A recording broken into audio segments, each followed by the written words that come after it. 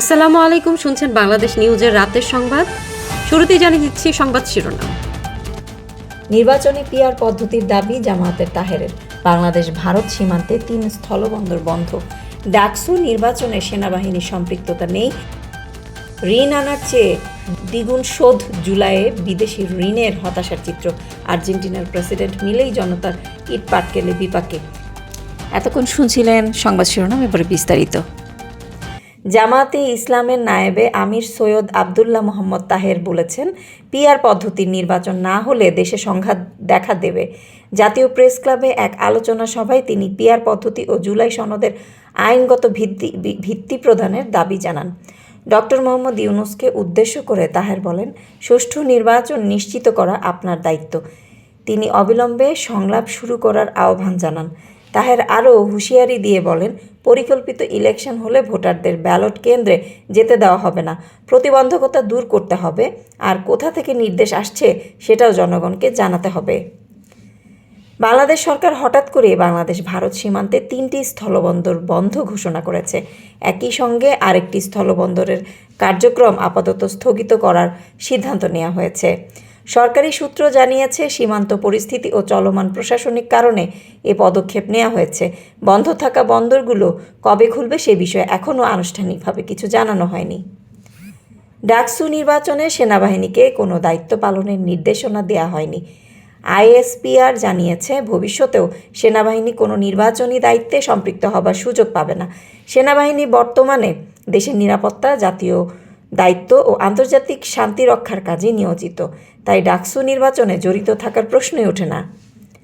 জুলাই মাসে বাংলাদেশে বিদেশি ঋণ আসার চেয়ে দ্বিগুণ পরিমাণ ঋণ শোধ করতে হয়েছে। অর্থনৈতিক সম্পর্ক বিভাগের প্রতিবেদনে দেখা যায়, এ মাসে ঋণ এসেছে মাত্র $20 কোটি, অথচ শোধ করতে হয়েছে $44 কোটি 66 লাখ। এর মধ্যে $32 কোটি 77 লাখ আসল এবং প্রায় $12 কোটি সুদ বাবদ। গত বছরের তুলনায় এবার ঋণ আনার প্রবাহ আরও কমেছে। জুলাই মাসে নতুন ঋণের প্রতিশ্রুতিও এসেছে মাত্র $8 কোটি। ইআরডি কর্মকর্তারা বলেছেন, প্রকল্প যাচাই বাছাই কঠোর হওয়ায় নতুন ঋণ ছাড় কমেছে।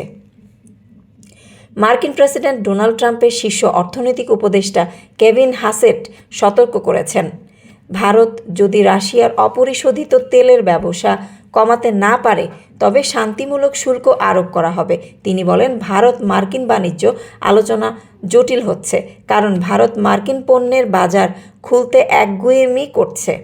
যুক্তরাষ্ট্র ভারতীয় পণ্যের উপর 50% শুল্ক আরোপ করেছে। এছাড়া রাশিয়ার অপরিশোধিত তেল কেনার কারণে আরও 25% শুল্ক বসানো হয়েছে। আর্জেন্টিনার প্রেসিডেন্ট হাভিয়ের মিলেই নির্বাচনী প্রচারণার সময় ক্ষুব্ধ জনতার হামলার মুখে পড়েছেন। রাজধানী বুয়েন্স আয়ার্সে এক র্যালিতে মিলেই ও তার বোন কারিনা মিলেইকে লক্ষ্য করে ইট পাটকেল ও বোতল নিক্ষেপ করা হয়। পরিস্থিতি উত্তপ্ত হয়ে উঠলে প্রেসিডেন্ট ও তার দল দ্রুত প্রচারণা স্থান ত্যাগ করতে বাধ্য হন। স্থানীয় গণমাধ্যম বলছে, সম্প্রতি ঘুষ কেলেঙ্কারিতে প্রেসিডেন্টের বোনের নাম জড়ানোর পর জনগণের ক্ষোভ তীব্র হয়েছে।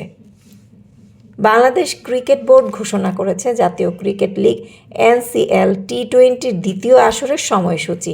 আসরটি শুরু হবে 14 সেপ্টেম্বর রাজশাহীতে। প্রথম 2 রাউন্ডের ম্যাচ হবে রাজশাহী ও বগুড়ায়। এরপর বাকি ম্যাচগুলো অনুষ্ঠিত হবে সিলেটে। মোট 13 রাউন্ডে প্রতিদিন 2টি করে ম্যাচ আয়োজনের পরিকল্পনা রয়েছে। গ্রুপ পর্বের শীর্ষ 4 দল খেলবে নকআউট রাউন্ডে, যা শুরু হবে 30 সেপ্টেম্বর সিলেটে। ফাইনাল অনুষ্ঠিত হবে 3 অক্টোবর সন্ধ্যা 5টায়।